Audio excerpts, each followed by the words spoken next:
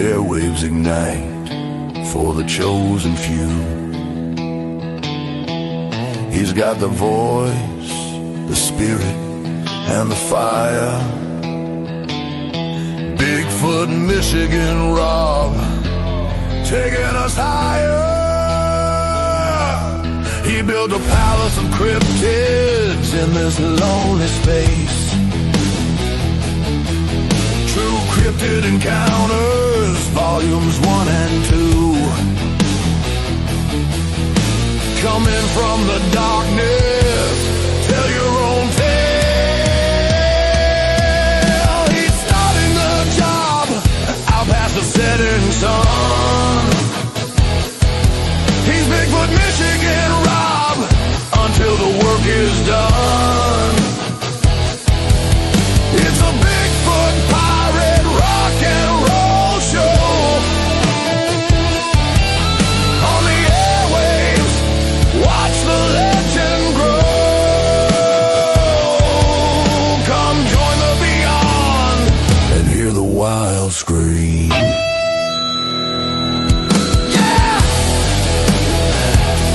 Michigan Rob, time to open up your mind. Get ready to rock and roll. Yeah.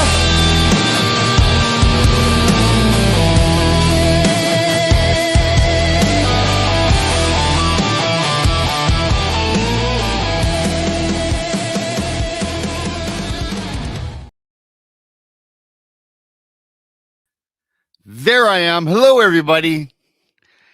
It's brunch time. Brunch with BMR. Brunch with Monica.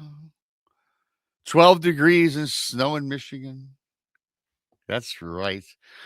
Thanks to everybody for coming on in. If you're new here, please subscribe to Bigfoot Michigan Rob on YouTube. The Blondes and the Booze on YouTube. Monica Rollins, Our Paranormal World on YouTube. Of course, Texas Front Porch, Donnie Cho, Truth or Tinfoil, Paranormal Paul. Thanks for coming on in this cold day, at least where I'm at. I know a lot of you are from the South, although Monica's telling me it's a nice balmy 45 degrees in Texas. Good for her. Good for her. Yeah, got a great show. I got a cool story for a little later in the show. It's kind of weird and different, as they all are. So I've got to tell you that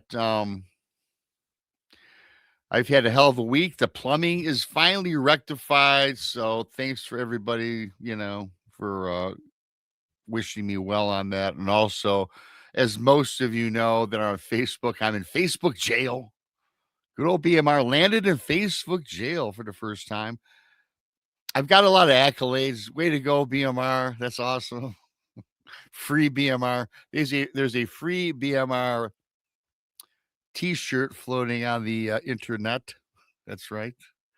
Courtesy of Brian Bowden. It's pretty cool. Yeah. All that good stuff. So really briefly before we get on with the show tonight, we're starting a series tonight on the Blondes and Booze. Is the saga of Gypsy Rose Blanchard. Yeah, it's a 3-day series starting tonight on the Blondes and the Booze, 9 o'clock. Then Friday will be on PRT with Josh.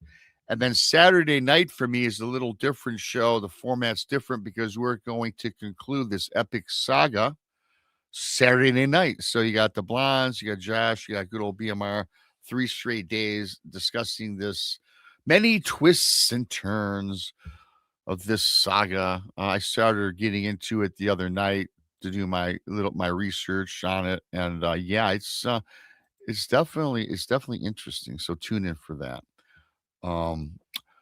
My books on Amazon, simply type Bigfoot Michigan Rob in your Amazon browser. And I also pinned the links up top. Heidi Eagle. I love Heidi. I just met her a couple months ago. Well, we haven't met, but all of a sudden I seen this Heidi girl, I think it is. And she promotes the heck out of my shows. And she knows I'm in jail. So she's been helping post to my group. So thank you to Heidi. Give her some applause, everybody. Heidi. Thanks, Heidi. So with that being said, I'm going to bring up the lovely Monica. I'll wait for her. There she is. She's ready to roll. Hi, Monica. Hi. Hi. How are you? How are you? I'm okay. That's good. That's good. Speaking quietly today. Yeah, I'm good. Yes, you're good. I'm okay. I got some hot coffee in here because I just got done shoveling all the snow, right? I have a cold Diet Coke.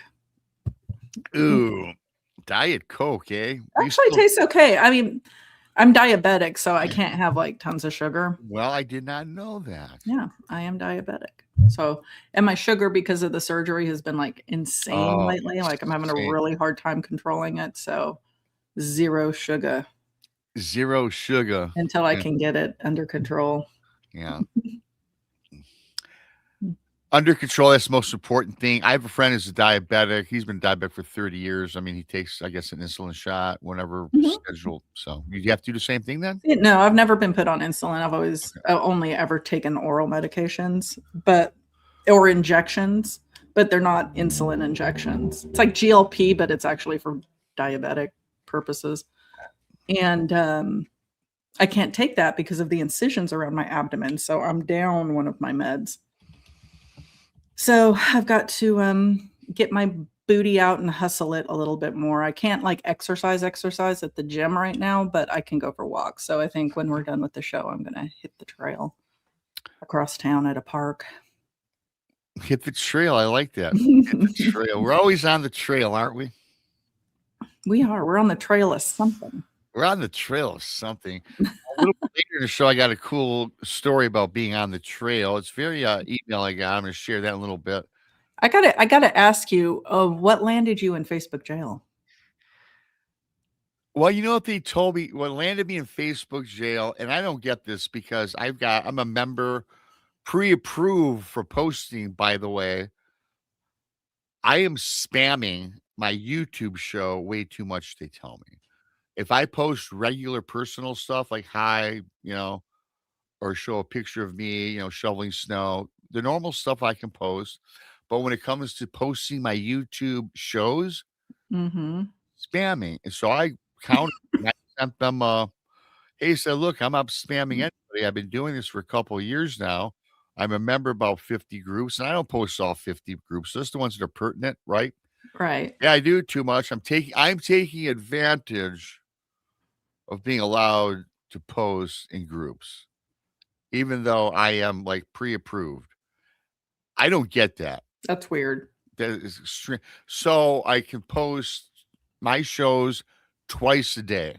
One to my group, once to the Blondes and Booze group, and that's it. See, I'm hardly on Facebook anymore for anything.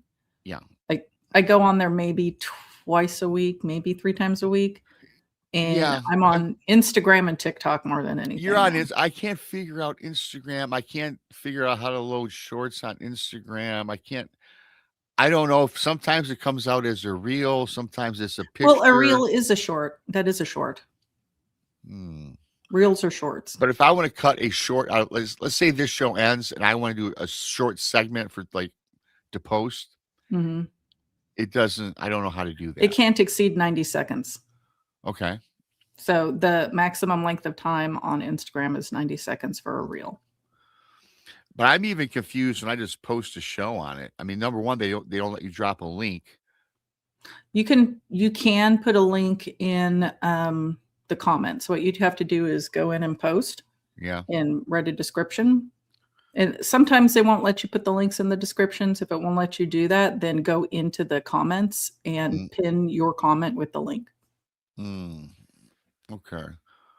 It just seems like all these things you got to go through. It's like 5 steps. I mean, I use Instagram. I got quite a bit of followers on Instagram, but it's okay, whatever. I mean, it just seems like for me, it's like whatever. Right. Heidi says, I love Instagram more than Facebook, but it's so glitchy on my end. Yeah.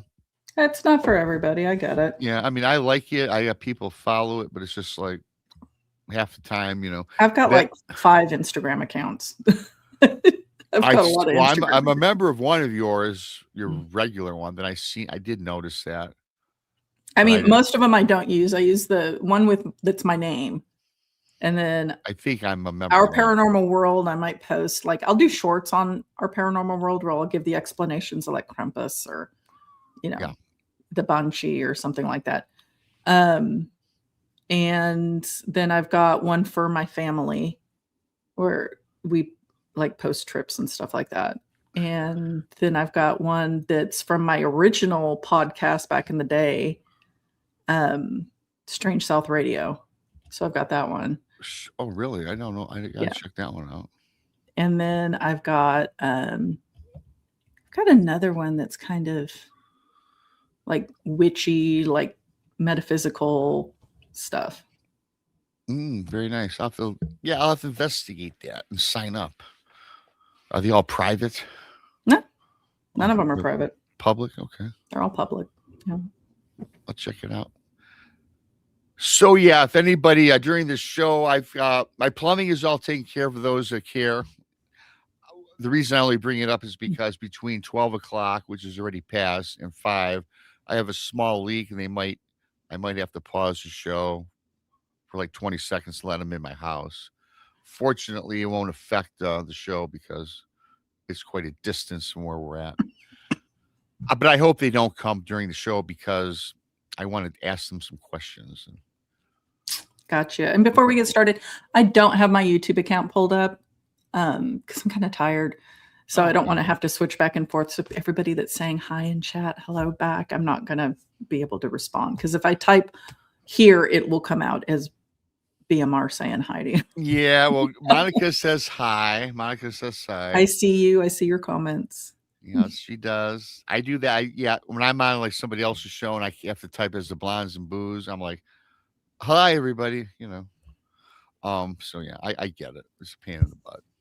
Thanks everybody for coming on in. Don't forget the super chat's open, everybody. Great way to help support what we all do around here. Also, you can become BMR Pirates, mateys. Join the many, join the few, depending on your point of view. What you get, you get a picture of good old BMR sporting a bandana, which I'm not wearing today because I just came in from shoveling snow. Posted next to your name in the chat room. And one other thing I'd like to share with everybody. This is pretty cool. BMR is actually in this movie documentary. I filmed this last year, Dawn of the Dogman. And this is with Small Town Monsters. Shout out to Seth, Breedlove, and Courtney Breedlove for having me in that. I was surprised that I'm in quite a bit of it. I filmed it like last year. I'm like, oh, cool. Rob is in this for quite a bit. Well, I'll have to check it out. Yeah, it's on Apple TV, Google TV. I think Prime Video. It's not on YouTube yet. But yeah, they're usually on Prime. So yeah, it's pretty cool. I was excited about that. Yeah, that's pretty cool, Robbie. Yeah, it's pretty cool. You're a movie star. Yeah, well, and I'm actually in another Small Town Monsters movie when I tell my Bigfoot tale as well. That's I was surprised that I was in that too. I didn't even know. They didn't even tell me I was in it. I filmed that too with them 2 years ago. Well, if you filmed it, you have to have some expectation that perhaps you will show up. Perhaps, or get lost. I mean, they're real professionals. If they film you and they don't use you, they'll send you a notice saying thank you for your time. Yeah. We're unfortunately gonna keep your clips, but it's not going to be in this. I've gotten those before, like when I used to do commercials in California. Oh, you were. I was very young. Very young. You did commercials. Oh, nice. You have to. Do you have any of the commercials handy? I wouldn't show them if I did. Oh, God, really?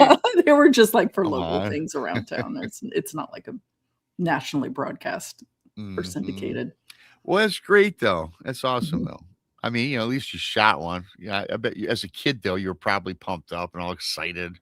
I was, and then I got a letter. The first one I did, I got a letter saying we're not going to use you. And I was like, oh no, like, oh, no. Okay.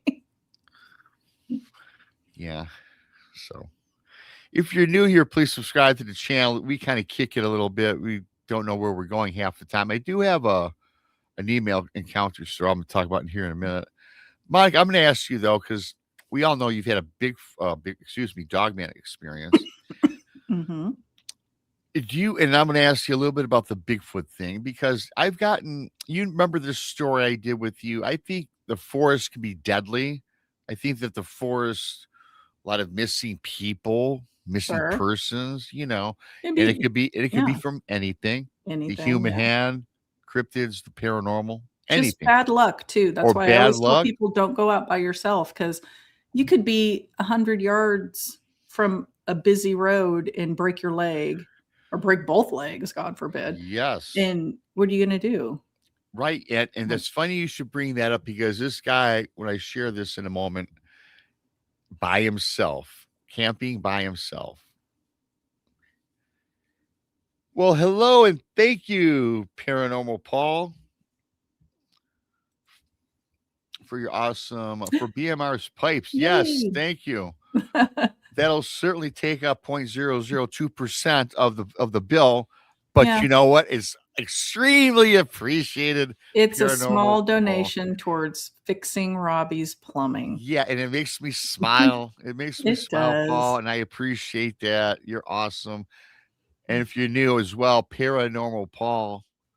Yes, go check out Paranormal Paul on YouTube. He has a great show and subscribe to Paul Paul. is an awesome human being. He's Everybody a should reach great guy. out I to met him. Paul in Alabama for the first time. I known him prior for about a year or so, probably. Well, actually, I met him, at the Prairie Dog Lounge in Missouri. And we drank a few beers. Yes, that's the first time I met him in person. And I knew right away he was really cool. And then I met him again, of course, in Alabama. And we'll leave it at that because Paul can get a little crazy. I like him. He's cool. And we did a ghost investigation with Paul. So Paul's a great guy. Love you, Paul. Thank you. So yeah, again, yeah, again, and I did stories about people being alone. My question though, before I get into this, do you think there are elements in the woods, and we're going to flip it where they actually help you get out of the woods? You remember we did that weird story about that guy 30 years in the forest where he thought that the elementals and a shadowy figure of a Bigfoot led him back out of the woods. You recall Yeah. that, right? Yeah. There was like something in the trees. Is that it? Like the Yeah, there's trees were, faces in the yeah. trees, and then allegedly telepathically big shadow of a Bigfoot projected into his mind to follow the trees, and then after that, all these faces appeared in the trees, and this guy's still terrified, but again, everybody lost, alone, scared, so he reluctantly followed these creepy images, which led him back to safety, back to his camp. And so, yeah, so you think though that could be, and we talked about this. We're not going to get into that, but you talk a lot about the Fae or the elementals, right? Do you think that in that story, and we can maybe reflect on this story in a minute, helped him, or do you think it was something else? Um, I think that it was very likely Faye, just from the description. I remember the story just from the descriptions of the story because it seemed like he went through a portal, right? Yes, that's Yeah. what I told the guy. I think he might have slipped into a portal. I mean, the story sounded like he had. And, Fae aren't always bad. Sometimes they're helpful. But I do think that it was, if I'm leaning any direction, I'm leaning more Yeah. towards Fae. And for those who might not heard that story, I'm not going to retell that story, but it was this man 30 years in the woods who very familiar with his surroundings, but he noticed an odd trail he'd never seen in 30 years kind of appear in front of him. He went down this trail, you guys, and everything changed. The terrain changed, the trees changed, everything changed. The animals changed. If there was pine trees, they morphed into oak trees, and he was lost, and he had no recollection of where he was. And then these elementals appeared out of the trees. A Bigfoot allegedly appeared and led him to safety. And yeah, so my suggestion, I suggested that maybe he slipped into a portal and he was fortunate enough to go back through it, or maybe Right. the Fae led him to the portal where he all of a sudden was Yeah. in familiar grounds. Mhm. Yeah. So perhaps.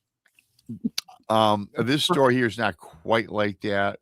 but I just want to give everybody kind of an idea. And so yeah, I'm gonna do that right now. Thanks to everybody for coming on in. Hit that like button. Hit that like button. Leave a comment after the show. So I'm gonna get on with this. I've been getting a lot of emails that I'm banking because once in a while I'll do these story time shows, but I like to bank all these stories. And I ran out of stories like the end of last year, I think it was. So I've been saving what I've been getting. So this guy goes on to tell me, I got this email from this guy named Mark. He calls himself Mark. And, when he sends me this email, he starts out pretty casual. A lot of times when I get an email, it's very dramatic right from the beginning, but it was kind of like chit chatting, telling me how he watches the show, Mm-hmm. things like that. Okay. And of course, he debated whether sending it over, but he says, Rob, you always tell people to send it, and if you like it, you'll share it. And he goes on and says, so Rob, I've listened to your show for years, about 3 years, he says. I know the kinds of stories you cover, he says, and I never once thought I'd be writing one of my own. He says, what happened to me still doesn't make sense. And he doesn't expect me to have answers. He wanted to share it and said, Rob, feel free to share this. So this guy Mark goes on and explains what happened to him was a few years ago. And it was not far from him camping alone in Montana. That's why kind of, the segue is talking about being alone in the forest, and this guy's alone. Mm-hmm. And in Montana, this was not far from the Bitterroot Range in The Montana. Bitterroots? Bitterroots of Montana. Okay. You've heard of them? Yeah, that's where the Bowman story came out of. Oh, okay. Very good. Mhm. Cool. I know that story. Didn't remember the location, but cool. So, and he stresses to me, hey, Rob, this is not the first time I've ever been camping. He says he's not inexperienced.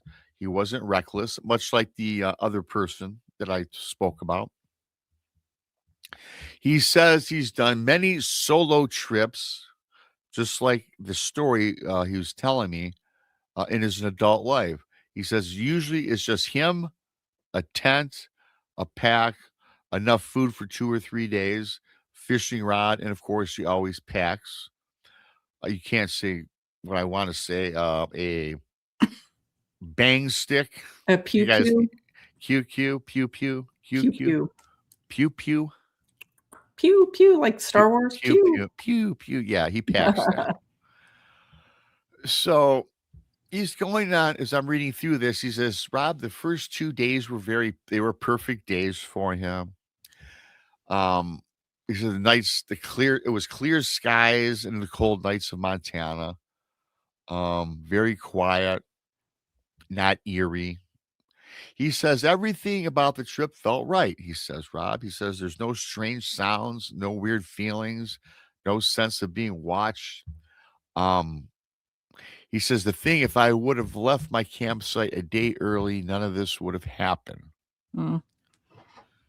He says on the third evening, this Mark sets up his camp in a different location in a small clearing not far from this creek. And as he's sitting down, he's cooking his food. And he says, Rob, I'm also a writer, a blogger. So he likes to get out into the forest and collect his thoughts and do his writing. So he's writing into his journal, he's saying, and he says, Rob, I was outside a little longer than usual with this campfire because he got into whatever he was writing. And then he says, again, he reiterates the woods didn't feel empty. He says they felt alive like always. He could Mhm. hear the bustling about of animals in the background, a nice wind. He could hear the chirping of crickets, this, that, and the other. Normal. Everything's normal. Nothing alarming. And then he goes on to say around midnight, Mark says he crawls into his tent and he falls asleep almost immediately. He was exhausted. Then he says, Rob, that's when everything changes, right? He says he woke up suddenly, but not fully awake, he says. I'm like, okay. Um, he goes, Rob, you know that state, not dreaming, but not awake? Mm, And I'm like, well, I kind of do. If you've been watching me, yeah, that happens quite often. And Monica, you know, and it kind of happens to you. So I'm very mhm. familiar with that state of mind. He says, Rob, I remember the sound first. He says he remembers hearing breathing, but it wasn't his breathing, but it Mhm. was all around him. He goes on to say, at first he thinks it's his imagination. Sure. Then he hears movement. He says very slow movement, but he says very controlled movement, but very heavy, very heavy. And then he says a smell hits him. He says the smell was that of wet fur, albeit not raining, not moist, no moisture in the air. And then he smelled something that reminded him of like tin or like a metallic scent. He says, Rob, I'm not alone at this point for sure. So he says he reaches for his flashlight. And then when he reaches for the flashlight, he hears this growl. He says it was close, but not only one growl, Rob, he says. It was multiple growls. Yeah, I wrote this down. His quote, he says, when I clicked the light on, I saw eyes everywhere, yellow and reflecting back at me from the darkness. I didn't even have time to count them. Before Huh? I didn't have time to count them before To I went count back in the them. tent and Yeah. just took my sleeping bag, Yeah, or I no. ran Well, for it. I think he's in the tent and he's flashing Well, from no, his I get tent that, but I mean to leave it like I before. implies Oh, another action. yes, I got you. I Mhm. understand that. So no, I don't know. So he estimates there's 6 wolves though, Monica, maybe more circling around the tent. Okay. That's concerning. That's Sure. and Mhm. he says, before I jump ahead, he says that yes, Rob, wolves do exist in this part of Montana. And he Yeah. says attacks are very rare. And he knows this, so he's figuring he's okay, but still he's terrified. Okay, that's fair. Fair statement. And then he says he hears claws scraping the ground. He says these were really heavy claws because he could hear scraping on the outside, like digging around it. Well, you know what else lives in the Bitterroots? Grizzly bears. Grizzly bears, yes.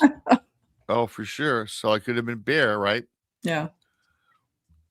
And he says this is going on just inches from the wall of his tent. Mm-mm. Mm. So he says, as Mark says, Rob, you know, his heart felt like it was trying to tear out of his chest because he says, I have no heart condition, but I can hear my heart pounding, he's telling me. Sure. Yeah. He says he started to yell. He's inside the tent, of course. He says he yells, he bangs on the tent wall. I mean, banging on the tent wall. I mean, I don't know that it's nylon, it's fabric. I don't know what good that is. He just tried to make himself bigger, I guess, or louder. And I think I remember somebody telling me, Monica, you probably know this. If you ever come across on the trail against a wolf or a bear, you somehow got to try to make yourself look bigger. Yeah, for bear, you're supposed to make yourself look bigger. You make a lot of noise. Black bear will usually go the other. It might bluff charge you, but they'll go the other way. Okay. Grizzly, I don't know. I'd start praying because the grizzly Oh bears scare me. God, I would. I They know. Well, terrify you know, I me. made the mistake of watching a grizzly bear attack on YouTube. Yeah, Maulings. I've seen the remains after a grizzly bear attack. That's I gruesome. Number one, I can't believe they had this on YouTube. Yeah, Mm, you're not gotten taken down. It was petrifying when it's I watched it. horrifying. It's horrifying, horrifying. Like I've seen limbs. What I've seen specifically are legs and arms after like post grizzly. I've seen like scalp laceration post Mm, brown bear attack, oh, and none of that sounds good to me. None of that looked good. And the Very brown, unappealing to me. no, and we all think about grizzly bears. Yeah, we all know grizzly bear can be very dangerous, but the brown bear is quite a bastard himself. The brown Mhm. bear, right? That's a very menacing bear, from what I Yeah, understand. they won't necessarily run away like brown bears would. And they're like huge. They're Yeah, yeah, they're huge. Like big. Yeah, 3 times, 4 times, sometimes 5 times the weight of an average human adult. Like they're massive and they're just looking for calories. And look, we're on the food chain, unfortunately. We like to forget that, but we are 100% in the food chain. we are definitely in the food chain. Hmm. So getting back to the story, yeah. So he says, so Rob, for a moment, this works. Me trying to make myself bigger, yelling and all this. And then he says, Rob, the wolves, they back off silently. Then he remembers that he says, Rob, here's where I'm going to get into this, which is the most terrifying experience yet. He says, one of them lunges. It all got silent. And sometimes silence is more creepy than noise, I think, right? In some instances. One lunges. He says he remembers his tent collapsing inwards. And then he remembers feeling teeth, pain, and weight. Ah, Yes. And he says, and that's it. okay. He says, Rob, that's the last thing I remember. So his He's, tent collapsed in. yes. He felt weight and teeth, and that sounds very much like a bear. Bears will collapse your tent. Okay. Oh, well, okay, cool. And then he says, Rob, there was no struggle in this. There was no escape for me. There was no running. Yeah, when you got a bear sitting on you. Yogi Yeah. weighs a lot.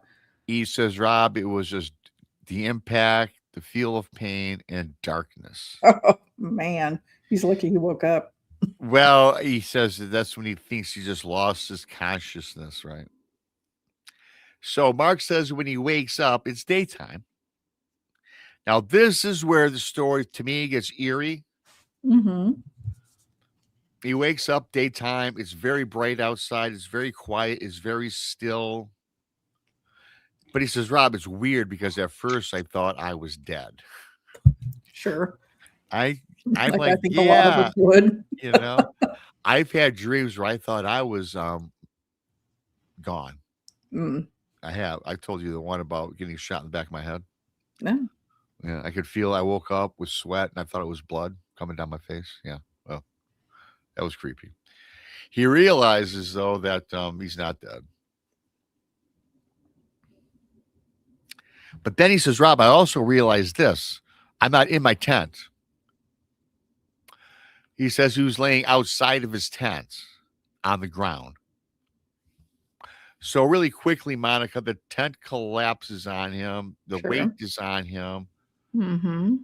So there's no way he gets out of his tent unless he's probably pulled out of his tent, I'm suspecting. I Drug would out. think, yes, he was drug out somehow. Okay. He could have perhaps crawled out and not remembered it too. Perhaps. But he says, Rob, I'm laying outside. I'm on the ground. But he says, but I'm not just on the ground. So I'm reading into this. I'm like, okay, this is kind of cool. What's going on here? Mark tells me that something or someone had made a bed for him. Hmm. He says he describes a thick layer of pine needles, some moss, and Hmm. leaves. And he says it was carefully arranged beneath him. He says it was not scattered about haphazardly, but it wasn't natural. It was almost as it was made like a human being would make a bed out of foliage if you're in the middle of nowhere and you want a place to relax or sleep, right? Mm-hmm. He said it was placed perfectly. He also said that his sleeping bag was pulled up over his head and it was tucked around his body, like tucking Hmm. a baby in with a blanket. Okay. Yeah, right. Okay. Now I told you it gets a little weird, and this is kind of weird. But you know what? Here's the thing that really freaks me out. Okay, it doesn't freak me out. I find very strange. Back in the beginning of this, he feels the weights. He feels the teeth. He feels, piercing right into his body. He says he wakes up. There's no tears to his body. There's Okay. no blood. He has no wounds. Okay. Nothing. His clothes aren't torn.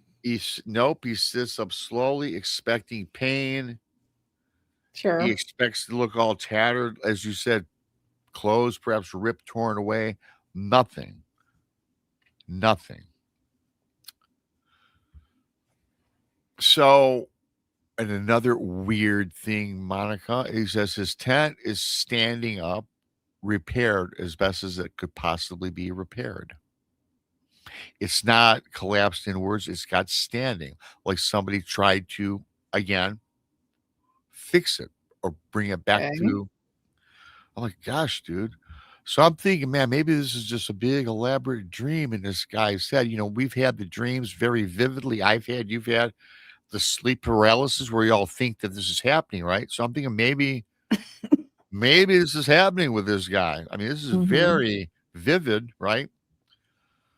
He says all of his gear is stacked very neatly. The campsite was not a muck, it wasn't a mess. Hmm.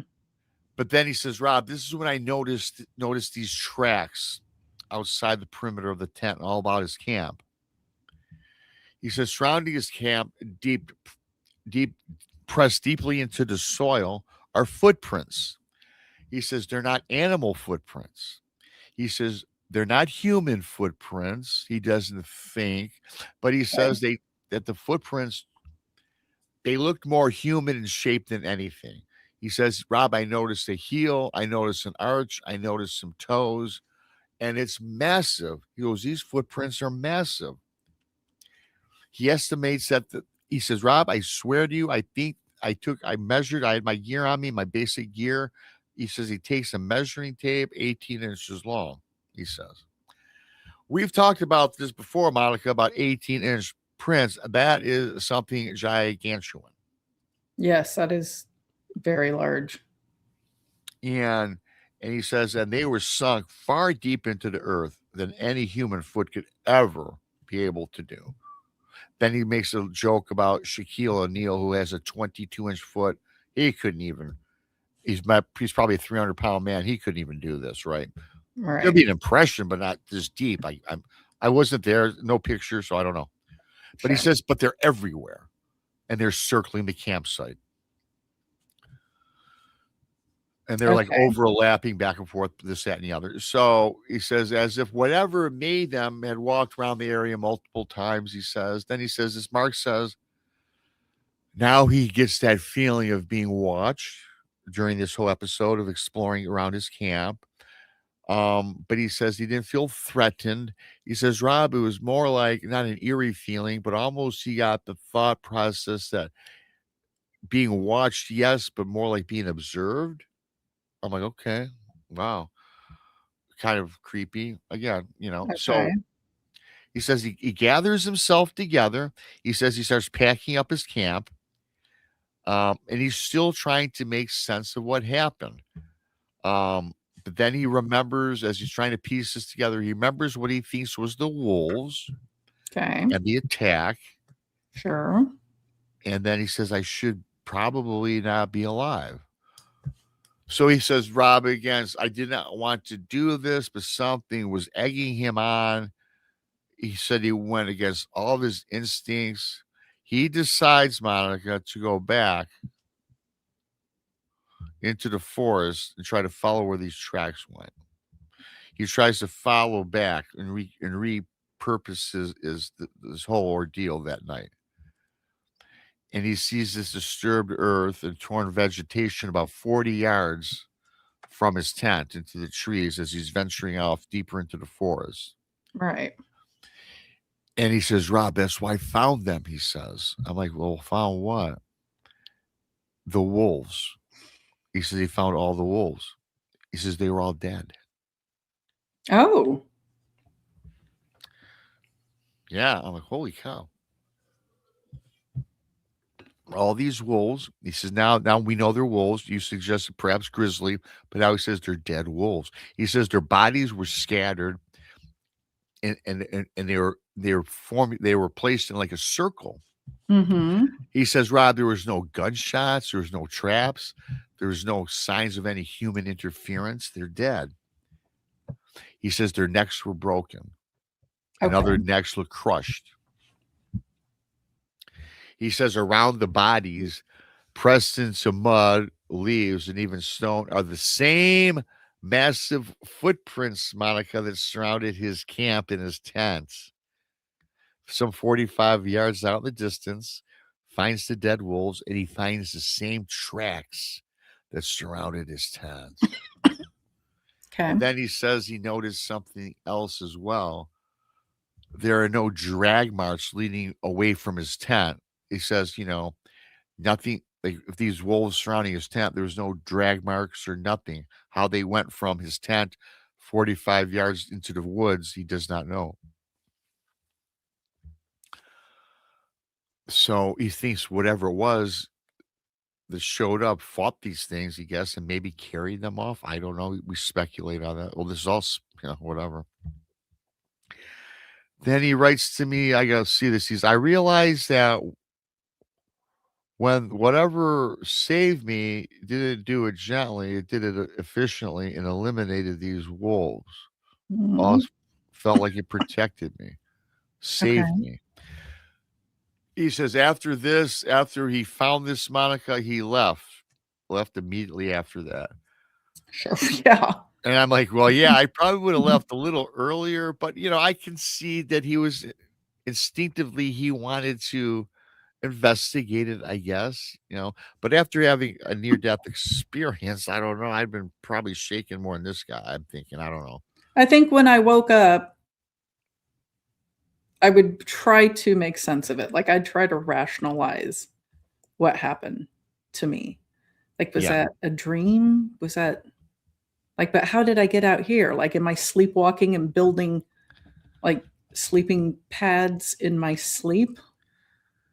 I don't know. If I had a really weird feeling and I was alone, I would probably just pack up my camp and leave. I wouldn't have Yeah. even gone looking for I wouldn't have investigated much. I'd have been like, time to go. Monica, I know.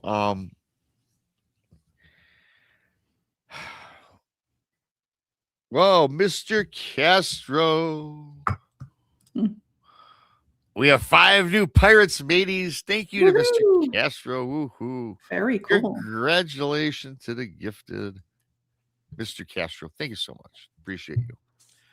Hello to everybody. Manco, Moonanu, Judy, all you guys. I don't really read the chat when I'm telling stories. I try to concentrate on that, but I love all you guys. Thank you so much for coming on in. So yes, Monica, back like you're saying, yeah, if I'm alone, listen, I know you and I, we'd be intrigued. We kind of walk our steps. What the hell happened here? But again, if I'm alone, if you're alone, yeah, I don't think I'm going to further investigate. What I might do is get the hell out of Dodge. And hopefully within that day, maybe I would go back with a friend. Yeah, purely out of self-preservation. I would vacate the scene immediately. And I was just, I would go back with a group of people. Yeah. Yes, me too. I would do that. So he goes, Rob, I didn't, he goes, I just left up out of there. He says, I didn't bother to take any photos, any pictures because I just got creeped out after seeing all this carnage. He says, the most important thing, I'm still able to tell the story. So he hikes out and he drives straight home. And then I'm going to read this. He says in this email, he says, Mark ends his email. He says, I don't think it saved me because it cared about me. This is his thoughts here. I think it saved me because that territory was already claimed. And he says he still camps, but never alone anymore. He will never go back to this part of Montana again. He says, I don't know what I encountered. I can't label it. I really was never a big believer in Bigfoot, perhaps saved my life. I don't know, but still, I cannot explain this. He says, whatever that night was stronger than wolves, walk like a man, and chose to intervene. Why it saved me, I don't know. It just raises questions I cannot shake. Thank you for letting me share this. If you share this to your people on your channel, I appreciate it. Just give me a follow-up email. So Okay. I appreciate that story. I don't know, Monica. This is kind of Well, the attack on the tent sounds like a bear. And I want to show some images like this. okay. Yeah. These are brown bear. That's a front paw to the left and the hind paw to the right. And if you look at the shape of the hind paw, if it's not in mud and it's not a really clear print, that's kind of humanish looking, right? Okay. Ish. But look at Ish, this yeah. brown bear. Look at the size of that. And Oh that's my. the forepaw. So the hind paw is going to be extended down. It's going to look like a massive Oh, footprint. holy smokes. Okay, look at that Yeah. hand compared to that print.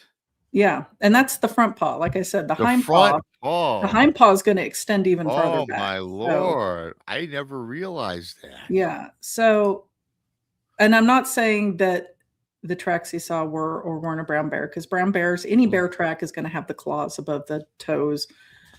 But if it's compact dirt, you're not going to necessarily notice the claws. Yeah. Like, I think a lot of people are just shocked to see it. They might not notice the little dots above the toe beans. Mm. But I think just listening to everything, what attacked the tent was likely a bear. I don't think it was wolves. Okay. The fact that he didn't hear scouts, he didn't hear yipping, he didn't hear anything. Like, I'm not saying wolves weren't in the area, but I'm surprised he didn't hear some sign of wolves if wolves were in the area. Like I said, the tent attack sounds more like a bear. Him being, carried out allegedly and placed on boughs, like tree boughs that were cut and formed like a cradle. And I've done that before when camping. That's smart. You put that under your tent, you'll sleep like a baby, even if you have a mattress or a pad. You cut off some of the lower, like fuller green branches, and you lay that down, you will have the best night's sleep in your tent, I swear. And it smells nice. But yeah, I mean, that sounds obviously like a Bigfoot. A human would have hung out to, probably make sure he's okay. Yeah. I imagine they would. But like the killing of the wolves, I don't know. I mean, that's again also sounds like Bigfoot. And I mean, I wasn't there. He didn't take photos of the tracks. He didn't cast anything. So it's hard to tell what kind of footprint it was. He doesn't really give the conditions. Was it hot and dry? Was the ground compact? Was it muddy? Or they're clear prints? Or they're just impressions? A lot of people will call an impression a print, but it's just an impression. And all that means is something was there, but I can't tell exactly what it was. That's an impression. Yes. So track versus impression. I mean, he doesn't give any background to further clarify that. Right. So, I mean, it the tent attack sounds like a bear. Everything else sounds like a Bigfoot. So okay, let's go on that. Let's say it was a bear attacking the tent. And let's say he did say that they're oversized human feet that's surrounded after everything was collapsed, but yet the tent was put back up. Mm-hmm. So but he did mention he heard growls right at the attack when the lunch. He did say, I do remember reading that or talking about whatever it was, telling the story. Mm-hmm. So my question then, okay, I'm gonna go with you. I like what you said. My question would be, why would there be dead wolves 45 yards out? I don't think a Bigfoot would randomly That would have wolves, been a racket too. That would have been they're not going down quietly. No, that's gonna be a fight. Yeah. Hey, listen, we all know Bigfoot is a powerful beast, but guess what? 6 wolves on a Bigfoot, that's gonna be a fight. And wolves are huge. I don't think people understand how big wolves are. Wolves are giant. They're not like German shepherds or huskies. They're bigger than that. They're huge. And a pack of them, yeah, I sure don't want to meet. I mean, but they make a ton of noise even when they're scouting. I mean, I've been out you can hear the pack. Like there's just a scow. I mean, let me see. I've never been, or at least I don't think I've been around wolves, but I've been around coyotes. Mhm. And I have no idea how similar or different their traits are, because I don't put myself in areas where there are wolves, because wolves are scary, just like brown bear. Okay. But anybody who's been out in the woods, especially in the South at night, you hear them. You hear the Mhm. scouts. You hear the pack. You hear them when they get something, for sure. Yes. Right. I mean, I thought they were I guess they could have been wolves. I take that back. When I was in Skookum and we were filming Monster Quest way back in the day, something killed an elk down in the valley. And it was Okay. canine. And I mean, I think it could have been wolves. Could have been wolves, but you heard it. Like they were, and I heard the elk dying, and I heard the pack attacking. And I'm on a mountaintop and they're down in the valley. So, I mean, that's a lot of racket. If we were closer, it would have been an ungodly noise. So I know the guy was knocked out, passed out, whatever you want to call it. Well, But 45 yards away, little Patty even suggested that maybe the wolves attacked the Bigfoot. So during that racket, from what you're explaining to me, at only 45 yards is really not that far. it You're is gonna hear not far at that's all. probably gonna wake you up. That's not even half a football field. Yeah, No, it's it's going to not. wake you up. It Yeah. woke us up, and we're on a mountainside, probably a mile away from the Oh, attack yes. in Washington. And you can hear these yelps from even coyotes from literally miles upon miles away. Yeah, And depending on and the it terrain, you sure depending on the can. terrain and the atmosphere, right? Where they probably literally think they're a lot closer than they are, but when they're really in that all actuality, quite a distance from you, right? Yeah, You know what I I mean? mean, Yeah. I mean, if 3 or 4 miles away could sound like it's 100 yards away, right? yeah, 3 or 4. I mean, yeah, in the right conditions, it sounds Yeah. exceptionally close. Like if it's in the middle of summer and everything's, the foliage is on the trees and it's leafed out, it's going to muffle a lot of the sound. Yeah. But 45 yards away, and again, he doesn't give the time of year, does he? I didn't recall it.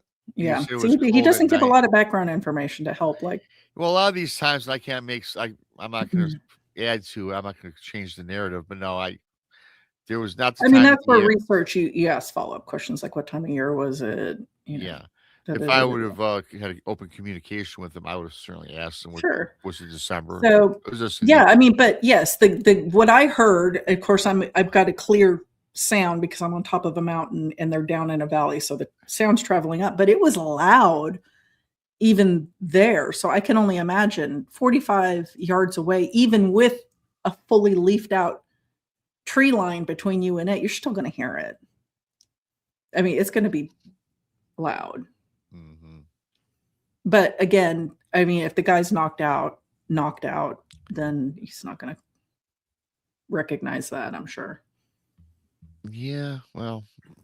But I'm sure that was a heck of a fight if it was Bigfoot and Oh, it had to be like a little Patty wolves. suggested maybe it was, yeah. But here's the thing, which kind of sucks, I mean, when I cannot, follow up, it's like not having him on the show where we could ask him some questions, right? Pertinent questions. I'm just going off what I get. And here's the thing that I'd like to know about this as well. About this fight, he sees his 6 dead wolves. I think it was 6 crushed necks, broken necks. Mm, And as you said, it probably was loud as hell, this fight.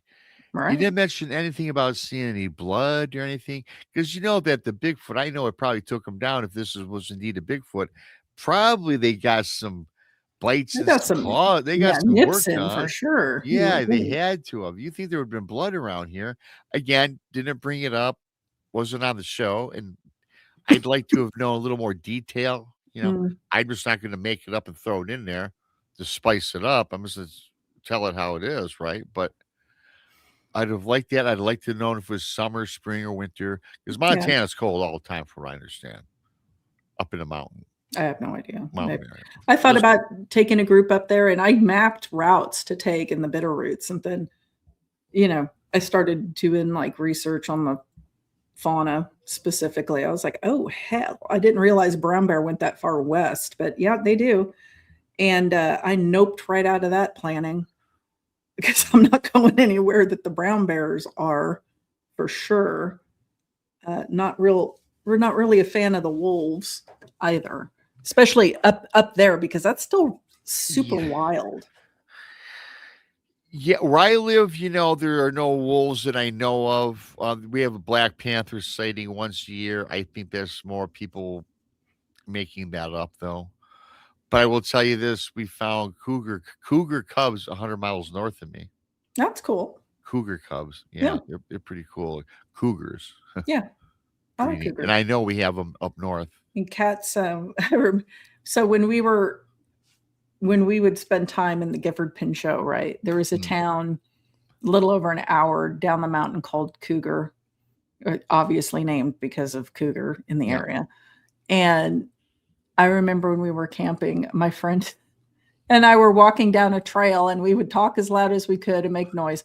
And I said, "Listen, I'll beat a cat off of you. If a cat jumps out of a tree, I will grab a branch. I will beat a cat off of you.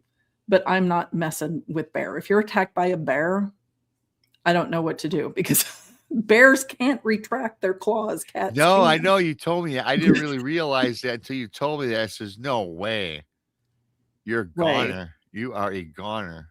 Yeah. And I always hear, though, Monica, always the grizzly bear, that just not too long ago, maybe a year ago, the brown bear is a pretty menacing bear as well, right? Like the black bears, Well, I got them a brown bear is a grizzly bear. Yeah. So a brown bear and grizzly bear is the same thing? Mm-hmm. Okay. Yeah. I mean, that's my understanding. So I want to ask you this then, since this is kind of a weird story. I mean, I'm glad the guy's alive. I'm glad he sent I'm glad he sent the email. And I that's know a that terrifying experience. that was a terrifying experience, but here's the mystery behind this entire thing. There's a lot of mystery. A lot of this is kind of mysterious, but do you think, though, that, okay, and why would you think this? Do you think that maybe a Bigfoot, number one, let's go on this assumption that Bigfoot killed the wolves, maybe scared off the bears. Let's say a bear was involved as well. We don't know, right? You make a lot of sense with that. I like that. So scares off the bear, kills the wolves, whatever the reason is, puts up this guy's tent, makes him a bed, protects this guy. So do you think this was the work of a Bigfoot or a human being? I don't think it's a human being. I don't think it's a human being. Right. Because I don't see a human being like tracking down an entire pack of wolves. I mean, they'd be murdered. They'd get killed by a pack of wolves. Yeah. So I would lean towards a Bigfoot in this story, but my sensibilities like always want to explore, like, could it have been a human? Like everything, if you take everything into account and leave the wolves out, I would probably lean human. But how lucky are you that there was another hunter in the area, or somebody, what's the likelihood if you're camping in the sticks, right, in the middle of nowhere, that another person is going to come across you as your tent is being attacked by a bear? That's a pretty low probability anyway. So, I mean, if we're taking everything in the story at face value, then I have to lean Bigfoot. Little Patty says a very smart Bigfoot, if indeed it was. Yeah, I think I'm gonna lean Bigfoot. I don't think it's be humans.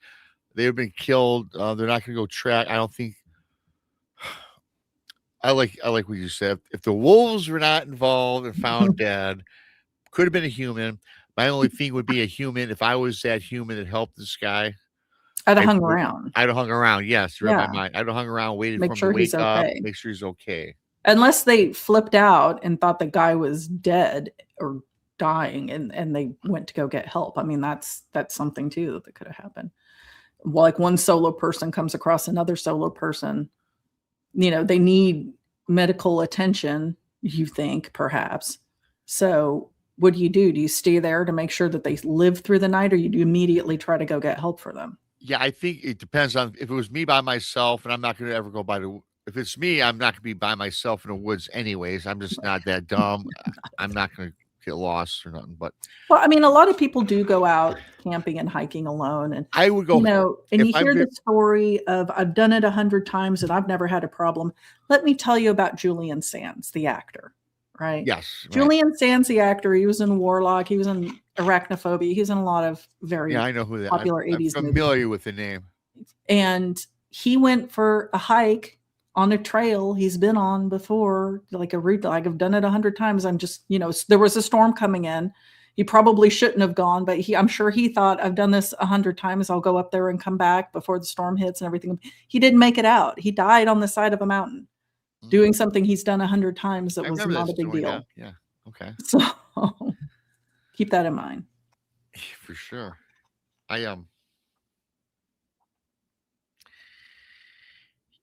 Yeah, again, it's crazy that we all believe in Bigfoot. That watch the show. You and I think they exist. I've seen one. I mean, we don't have to go there, but as a human being, yeah, I think that if it was a human being, they would have stayed. Because if you went through all that work, you want to make sure this person survives, or you'd have your group, a buddy, go get help.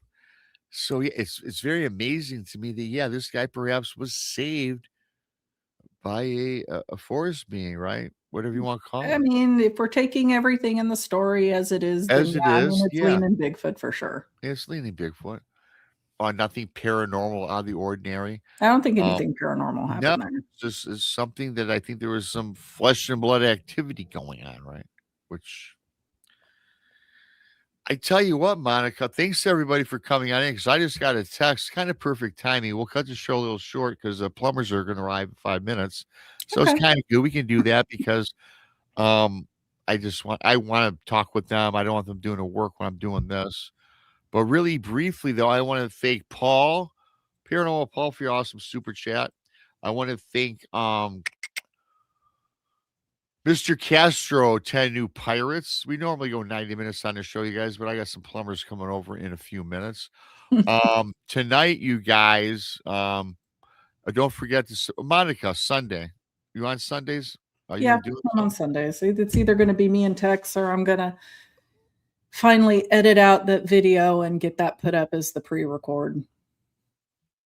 Yes. One way or another, there'll be something on Sunday night at 10. Yes, remember I gave you that little advice about you can always do the pre-record thing and drop it as a live stream. Do you remember me telling you that or no? Okay. So you're just okay, good. Yeah, that's cool. I mean, people like those. I like it. I like anything. So that's cool. Sundays, Monica. Subscribe to Monica, Our Paranormal World. You're getting close to 1,000, I think, Monica. I'm creeping up there. If I did my show probably more consistently, I would be there already. But I do this for fun. Robbie does it because he loves the ratings. He's looking for the ratings. He does. You do. And that's why, I mean, why else would you be doing like a million? Well, I just like doing it, cool. Right? It's cool. Robbie does that. The blondes do that. I just do it for fun. So but I love that you're part of doing this stuff with me because you are very knowledgeable, and I mean that. I'm not being nice. You're very knowledgeable. You have depth about yourself, Monica. Oh, thank you. I'm not a shallow person. No, you are okay, well, I've got depth. You hear that, people? I've got depth. You got depth. Monica has depth. She's very insightful. Plus, we make a good team, I think. We do. We've got very good compatible personalities. Yeah, they are pretty compatible, I will say. And also, everybody, if you're coming on, we're doing this series. Gypsy Rose, Murder Saga. It starts tonight. Blondes and Booze at 9. PRT tomorrow. And then we finish it up. It'll be a different late show. Monica has the night off for that, but we're going to do part 3 on my show at 11 on Saturday. So you got the Blondes, Josh, BMR, the Saga. It's a 3-part series we're excited about. Something a little different. Not cryptid at all, but you know what? It's very, and the late night show, of course, we're going to break down everything and give our analyses just like we do into the bizarre. So it's going to be into the bizarre with a murder mystery, which is fascinating. Monica will have the night off. And you won't be back for 2 weeks now, then. You'll have the night off Saturday, then you'll be gone the Saturday after that. Yes, I will be gone the Saturday after that. You're okay, but you'll be with me on Thursday next week? If Thursday, yeah, I'll be here. Okay, very good. So everybody, please like, share, and subscribe. Thank you to Monica. The plumbers are arriving shortly. That's why we have a shorter show, but it was a very good show. With that being said, as my phone is now ringing, you guys can probably hear it. I just got, and don't forget Bigfoot Fidesz. Subscribe to her. She does a great job, and she does all our videos and stuff like that, or most of our videos for our intros and extras. I'm just looking for the button. Thanks, Monica. Thanks to everybody. Hit that like button on your way out. I am BMR. You can catch me on the Blondes tonight as well. How do I do this? I remember you told me how to do this, Monica. You should be able to hit end stream. Just hit outro. And there we go. I got it. Thank you. I think, right? Oh, you hit end stream is what you do. Would you like me to do it for you? No, I just play outro and end stream. See how, thanks.